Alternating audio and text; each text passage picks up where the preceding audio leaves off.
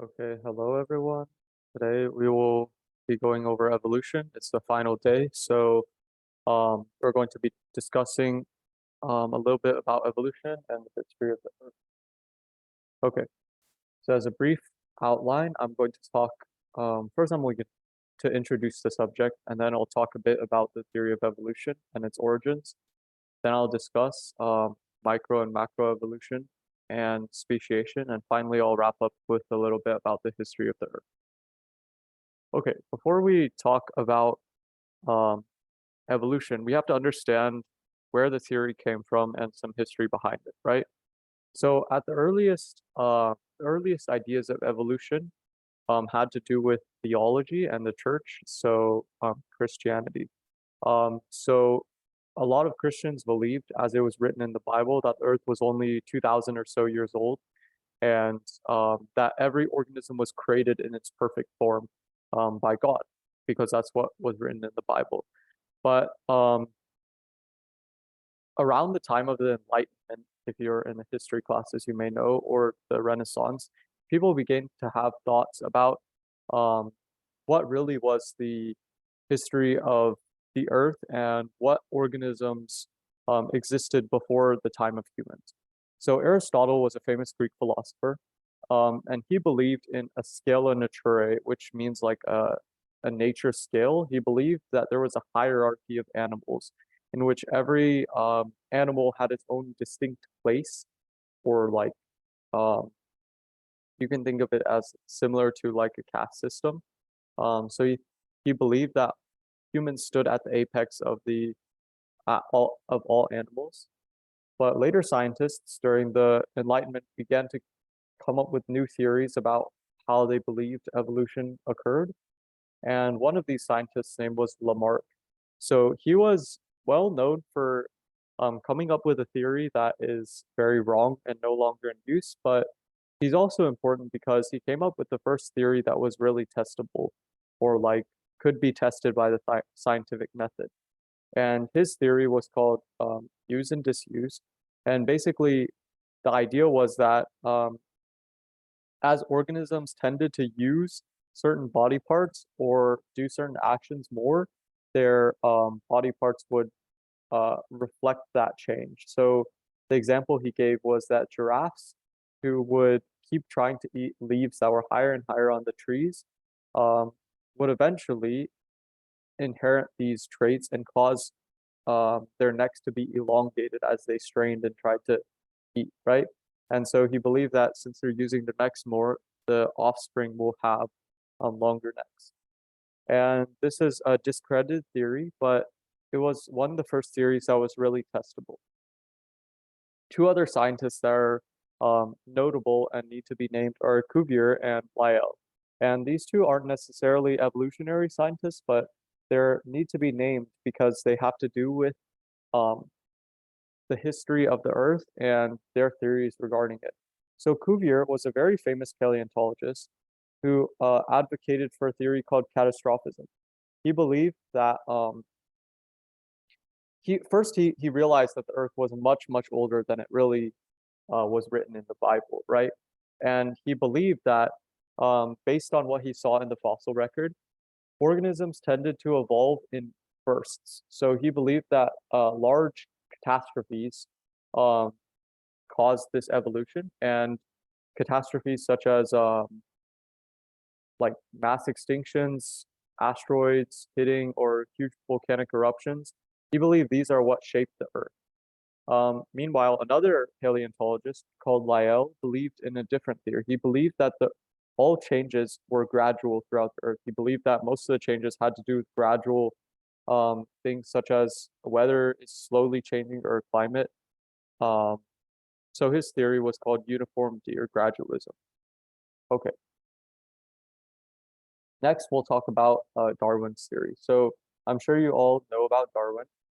He's probably one of the most famous names in all of biology.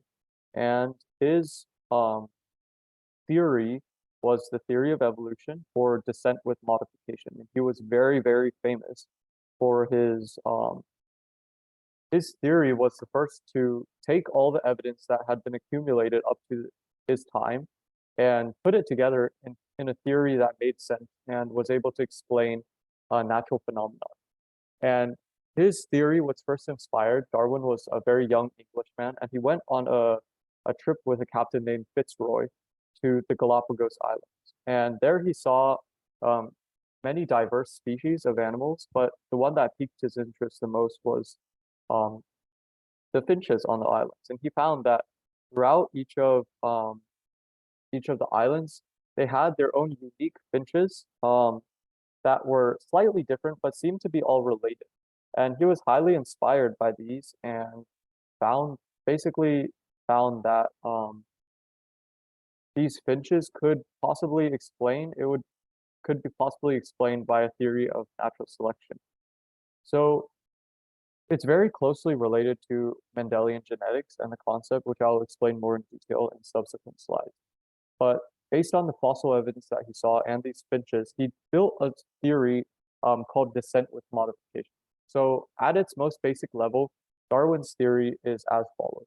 He believed that in a population of animals, the organisms in the population that have traits that are best suited to their environment and that can be passed on tend to produce more offspring with traits similar to theirs. And basically, they tend to reproduce more, that means subsequent generations tend to have traits that are best suited to their environment. So basically, his idea was as time goes on, populations become more and more suited to their environment. And they are naturally selected by evolutionary pressures in order to do this. And he called it descent with modification because in descending different generations, slowly the populations begin to change as a whole. And several things must be explained about this because there are very common misconceptions. Actually, the theory of evolution is probably one of the theories that has the greatest amount of misconceptions, which is that organisms themselves aren't evolving. It's the populations that evolve as a whole. And basically, the populations tend to change, or the proportions of organisms in the population and their traits tends to change over time. That's the idea. And Darwin based his theory off what he saw in the islands and the fossil evidence, but he also built it off something that one of his colleagues or friends wrote, Russell Wallace, who figured out or came to a very similar conclusion as Darwin and wrote a letter to him. Actually, Darwin quickly published his own paper after getting this letter, so if he hadn't, maybe would have been talking about Russell Wallace's theory. Okay. Next, we'll talk a little bit about microevolution. So microevolution is this concept that evolution happens on a very small scale. So at its most basic level, at the smallest genetic level, evolution can be a change in allele frequencies.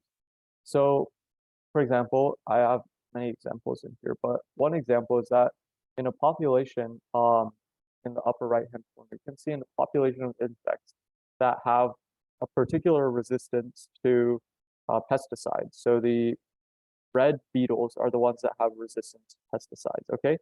And in this example, the red beetles tend to survive better than the green beetles proportionally because they're resistant, right? So as a result, after pesticide application, in general, future generations tend to be more and more red, right? Because of this evolutionary pressure. But it's important to note that this is a change in allele frequencies at a small level. So at a small level, what's happening is that the mutation or the allele for pesticide resistance is increasing in the population. The frequency is increasing. Okay. So with this being said, there are 4 main processes that you need to know about that can cause microevolution. That is, that can cause change in allele frequencies on a very small level.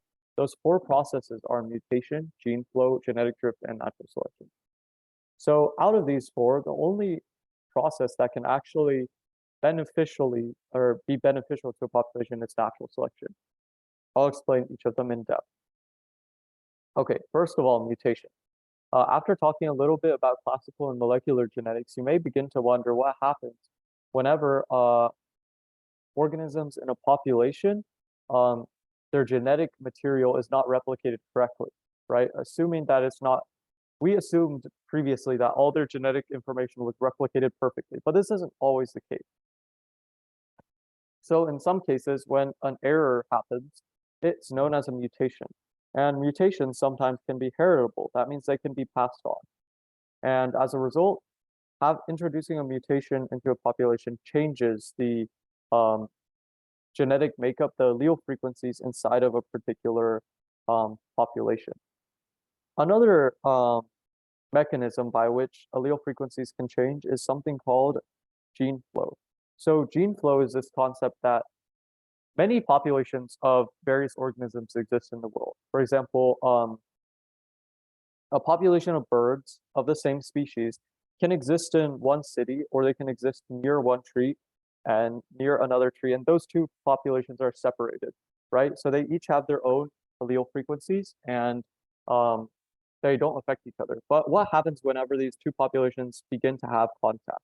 That is, whenever these two populations,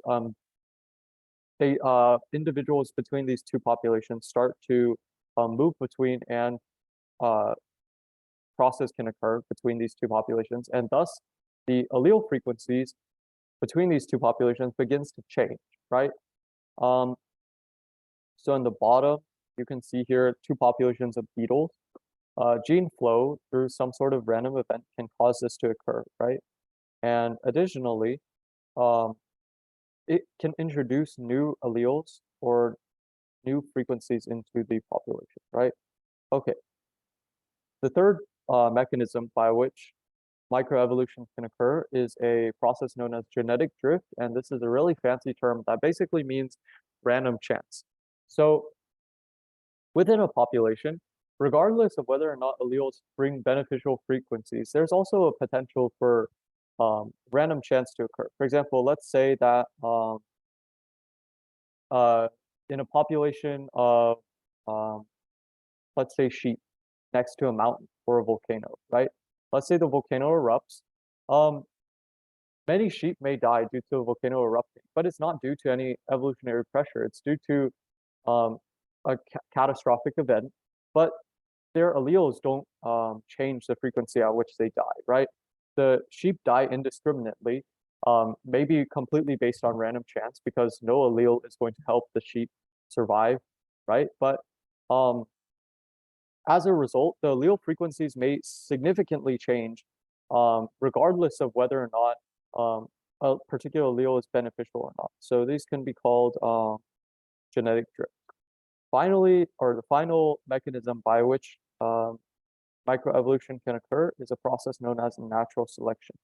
So natural selection is this idea that I was talking about on previous slides, which is the idea of Darwinian descent with modification, right? But this is the only process by which allele frequencies can change to a beneficial degree for the population.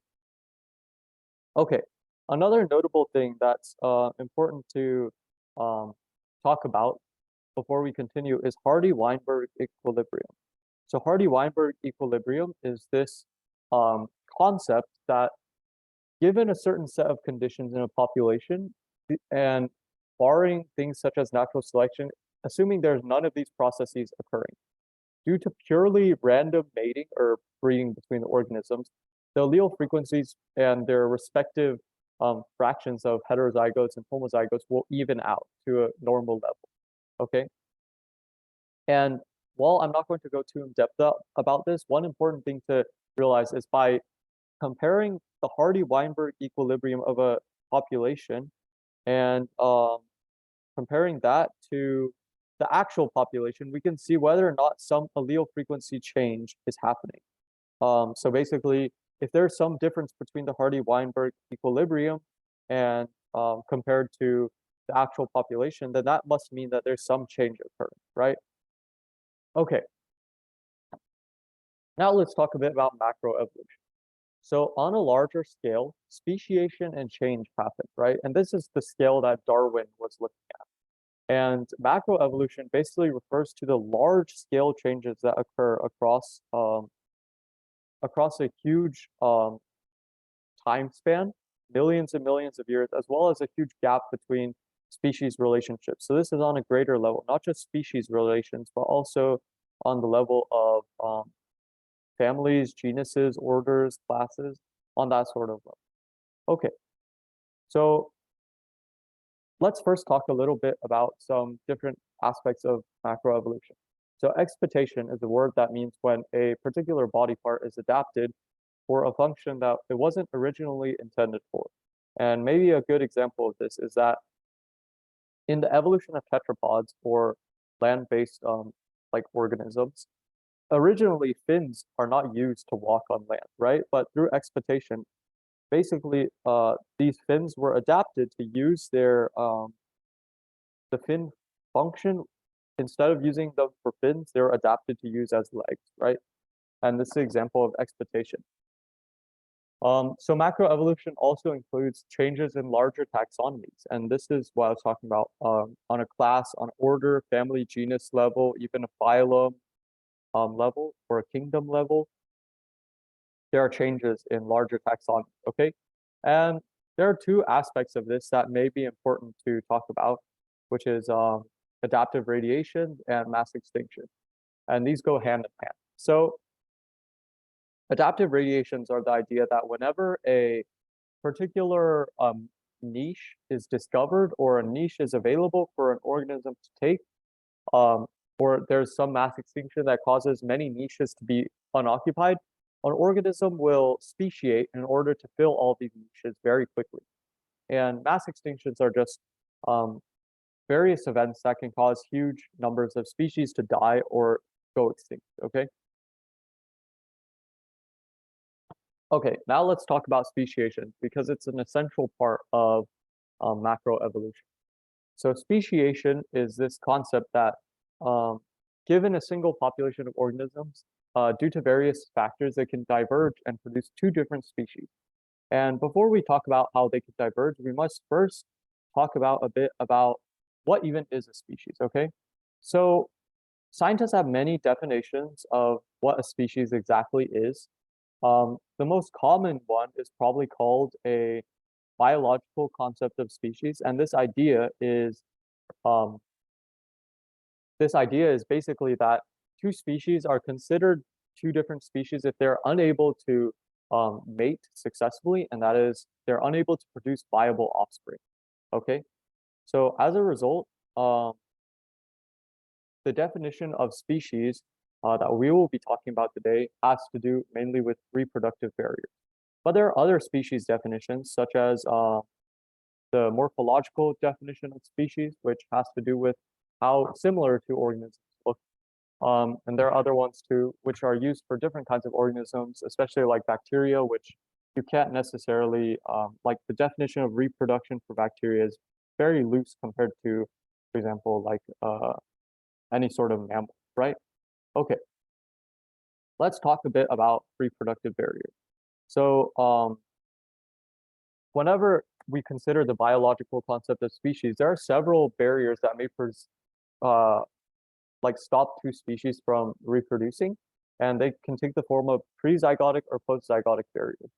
So prezygotic barriers are barriers that prevent sperm from fertilizing an egg.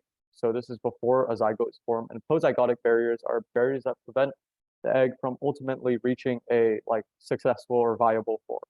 Okay. So prezygotic barriers take many forms. First of all, there's like mechanical barriers, which means if two species are too different, they may not be able to reproduce at all. For example, a worm can't really reproduce with like a dog. It just doesn't work like physically, right? There are also chemical barriers, such as two different species that are similar enough, they can't reproduce due to sperm and egg not recognizing each other. They don't have the same surface proteins, okay? Or something similar to that. There's also postzygotic barriers such as like certain hybrids between species, they may be viable, but they won't be able to successfully reproduce. So they're not fertile. For example, mules, which are a hybrid between donkey and horses, aren't necessarily fertile. Okay. So this concept of speciation means that in order for two organisms to be considered two different species, they are have to be reproductively isolated. And there are many ways by which this can happen, namely allopatric and sympatric speciation.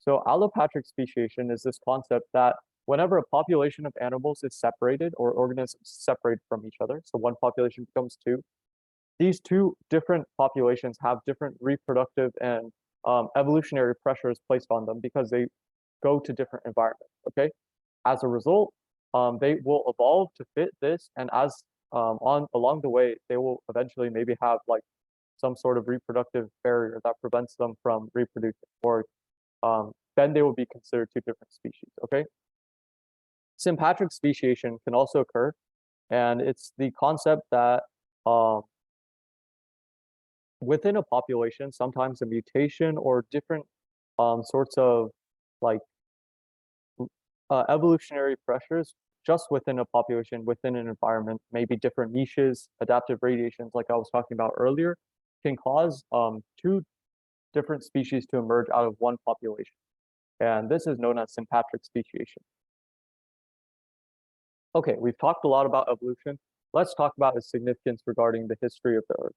So based on like molecular data and some sort of radioisotope dating, we rough scientists believe that the Earth originated roughly 4.5 billion years ago.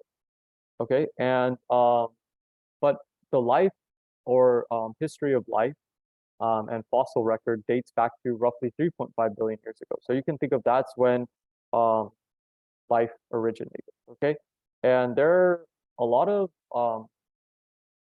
like explanations to this and hypotheses as to how life first developed, but we're not going to go over that for now because it's pretty controversial. Um, what we are going to talk about is the fossil record and the fossils that you probably know about best.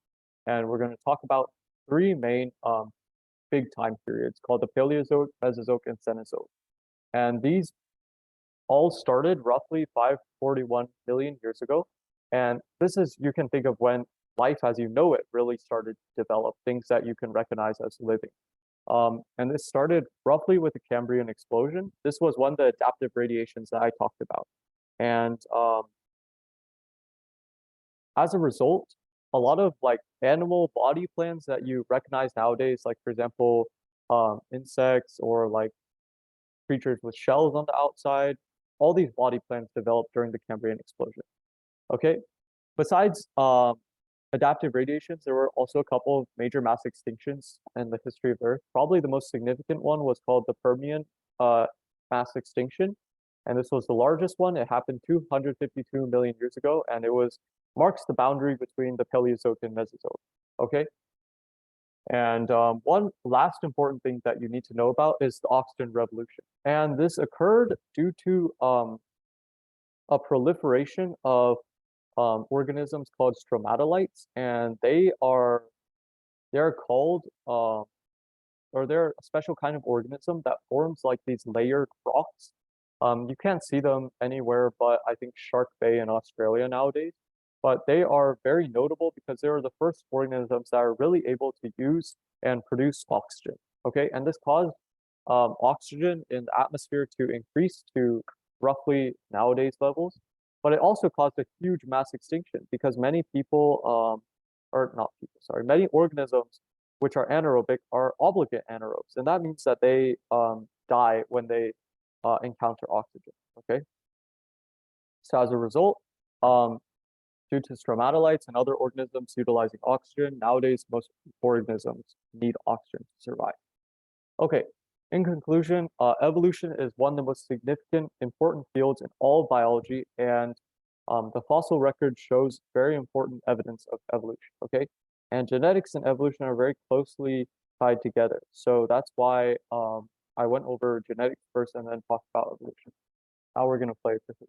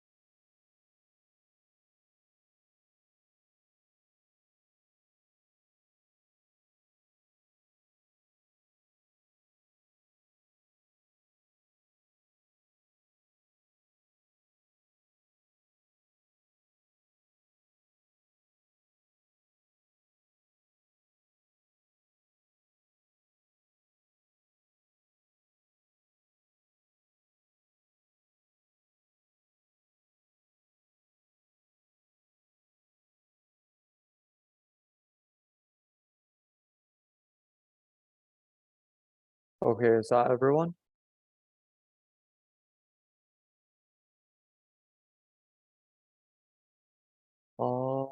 Yeah, I'll just copy it and put it in the chat if you want to join later.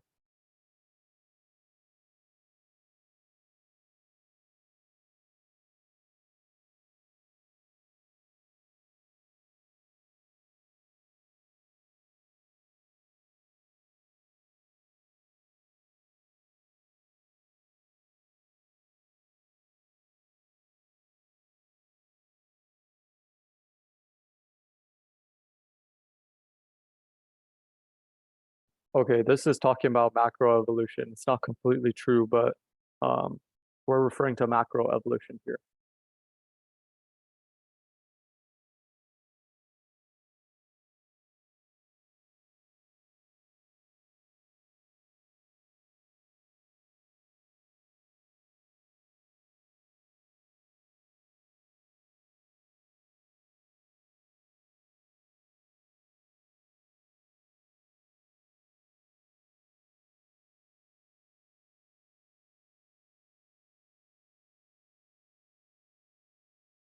Okay, so one thing to realize about this question is that within a population, there are a lot of variations. Okay, they're not all necessarily adaptations. Like for example, um, within dogs, right? There's fur color isn't necessarily an adaptation. If there's a lot of variation in a population, that doesn't necessarily have to do with um, like a particular adaptation. So yeah.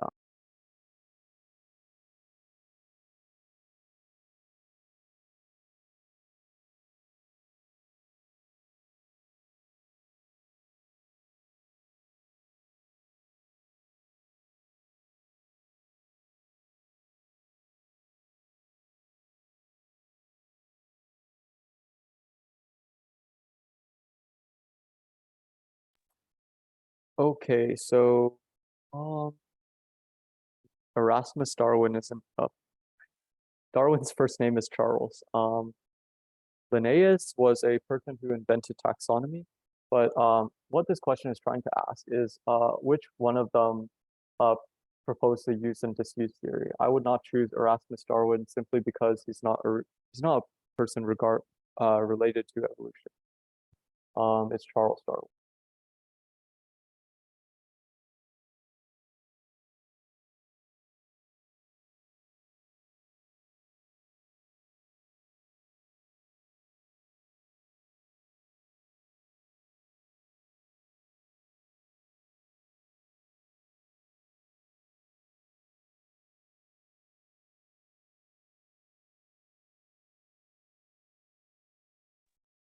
Like I said again, uh, his name is Charles Darwin.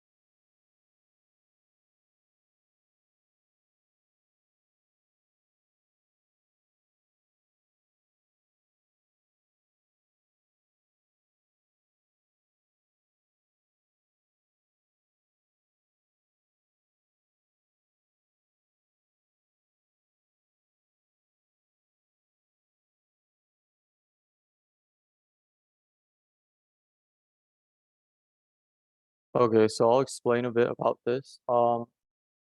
Humans have domesticated animals for most of human history, domesticated animals and plants. All the forms of things that you eat nowadays, they've all been domesticated. They don't exist in the wild. Like wheat, originated from actually three grasses. Um, corn originated from a plant called teosinte, and other plants, they have their not wild like counterparts, but they aren't edible or not nearly to the degree that you would find them in the supermarket, for example. And this is because humans have been breeding these plants for traits that are advantageous to humans. For example, they've been breeding corn to have larger kernel size and to grow faster, so that humans can eat. And that's called artificial selection. It is not natural selection. Natural selection refers to when the environment is impacting, and it's referring to specifically nature, untouched by humans.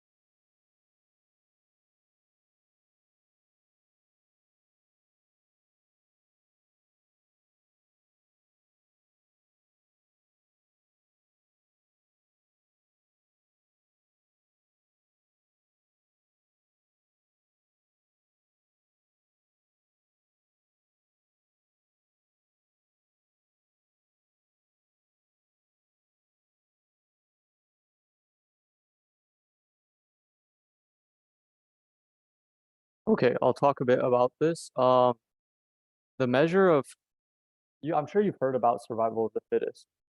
Fitness in this sense doesn't mean that it's like a strong person or someone that's like, athletically fit. It means someone or an organism that's fit to its environment. It is well fitted to its environment.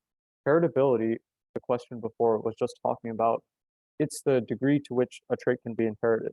So I don't know why you guys chose that. Answer is fitness.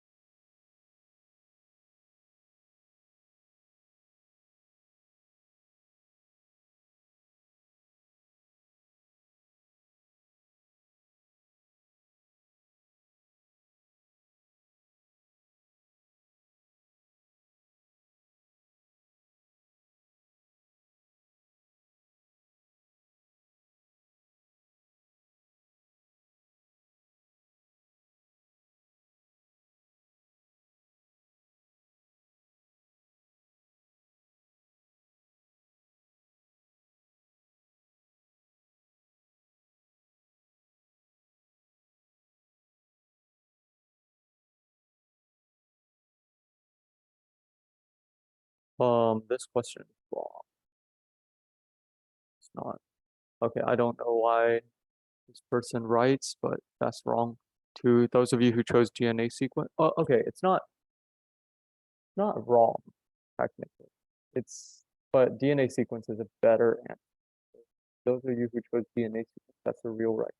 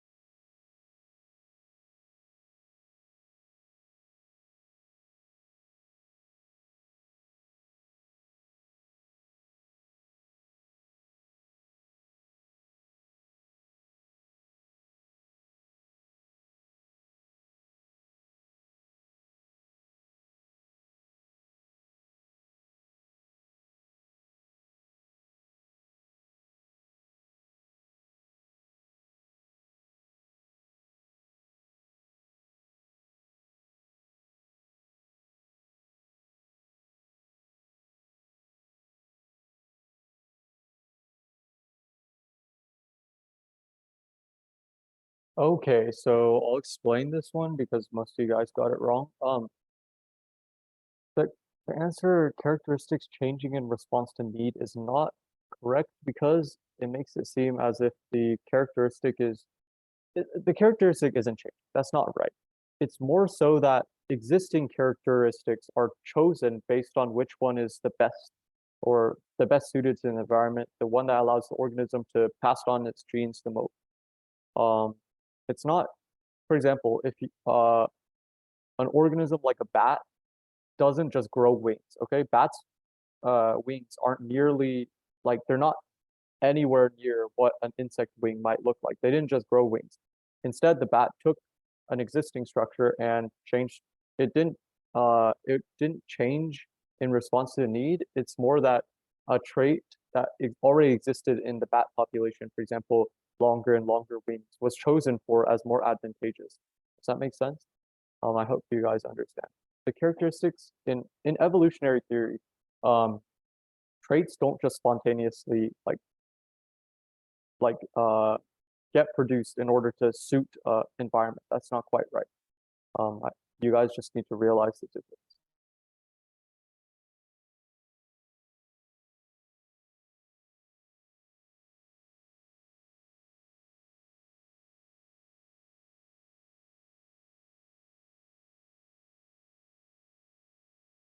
Homology, if you guys don't know, is there are two structures that are evolutionary related, but their function may not be the same. So whichever two organisms are the closest related. Okay. I didn't talk about this, so it's okay. But homologous structures means two structures that are very like they originate from the same common ancestor or they come from the same place, but their function may be different. So the wing of a bat and the arm of a human are actually, if you look at the bone structure, it's one for one. They have the same bones, the same structure on a meta level, but their function's completely different. Like the rest of them, they all have roughly the same function, except for scales of fish and wings of bird, which are just not related. Okay.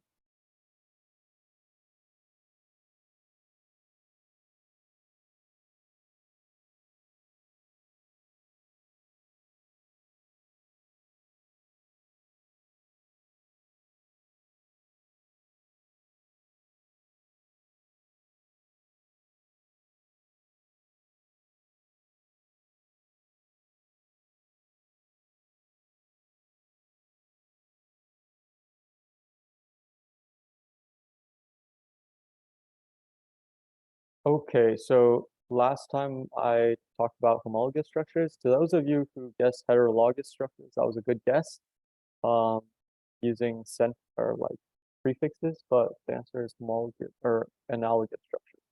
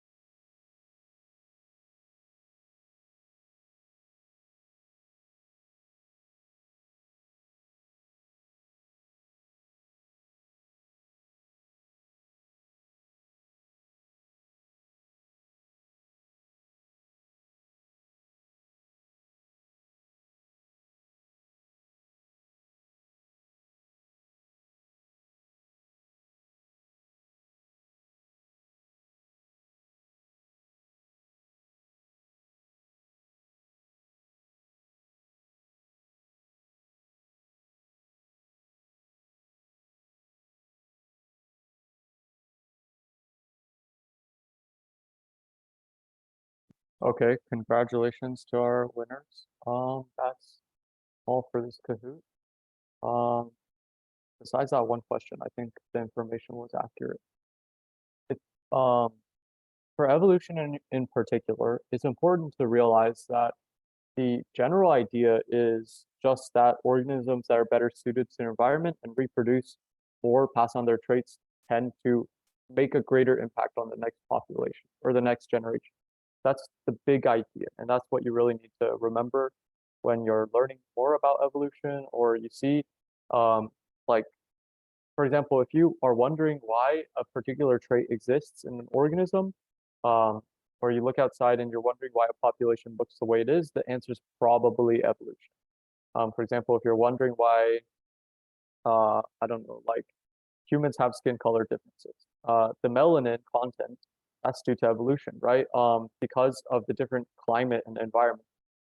There's an evolutionary change. It doesn't have anything to do with ethnicity. It's actually just due to climate, right?